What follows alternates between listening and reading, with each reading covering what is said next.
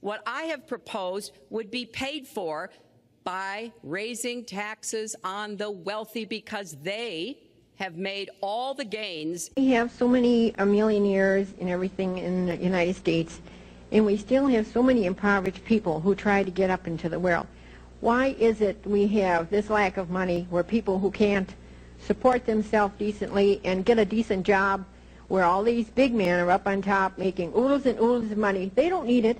They can only eat that much, sleep in the bed. And what do you suppose they do? If they don't eat it and don't use it, what do you suppose they do? They hoard it.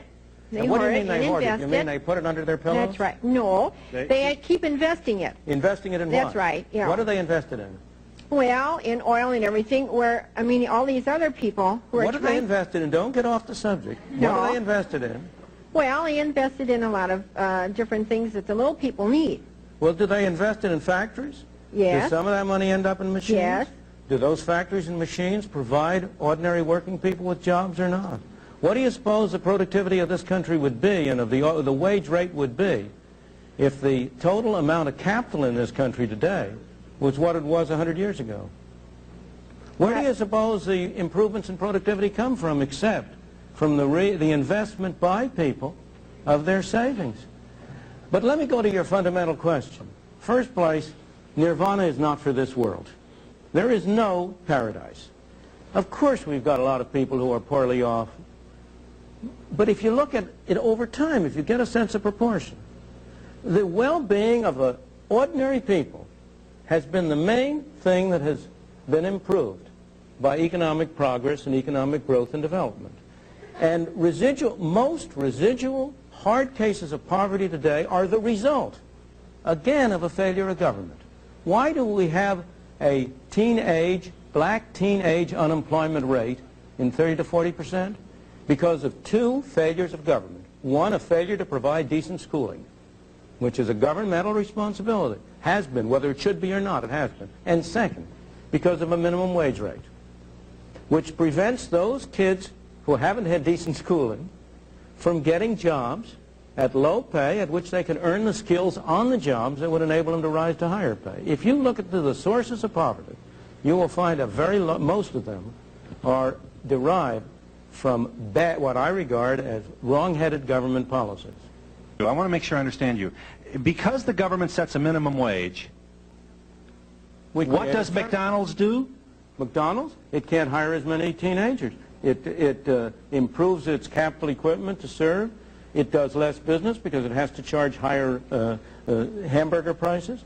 In the absence of a minimum wage, McDonald's would be able to offer a larger number of jobs to a larger number of youngsters, and they would be able to acquire some skills. And not only McDonald's. So we hire more people get work. Younger people. The younger people would work, and they get a chance to develop their skills to become productive members of society instead of being driven into a cycle of poverty and of welfare, which is absolutely deplorable. We also have to make the economy fairer.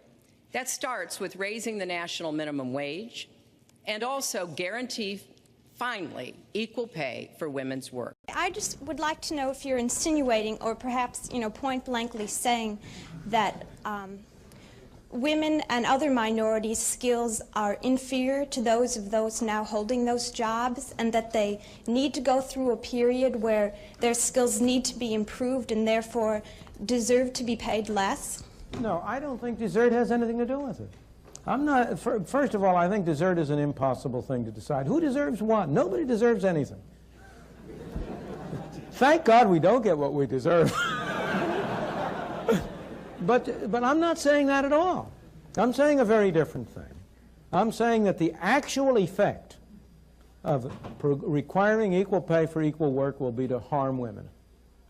If women's skills are higher than men's in a particular job and are recognized to be higher, the law does no good, because then they will be able to compete away and can get the same income. If their skills are less for whatever reason, maybe it isn't because it's their sex, maybe it's because they were out of the labor force, maybe it's for other reasons, and you say the only way you are able to hire them is by paying the same wage, then you're denying them the only weapon they have to fight with. If the unwillingness of the men to hire them is because the men are sexist,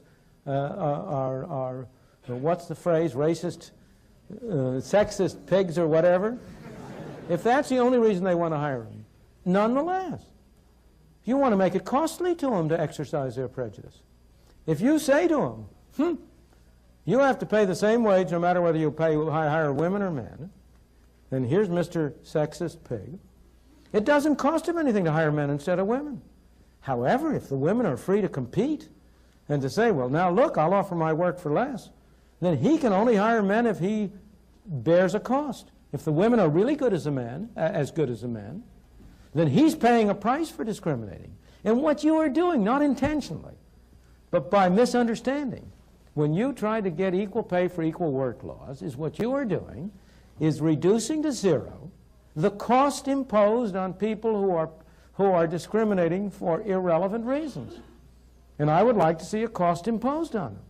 I'm on your side, but you're not. I think we come at it from somewhat different perspectives. I understand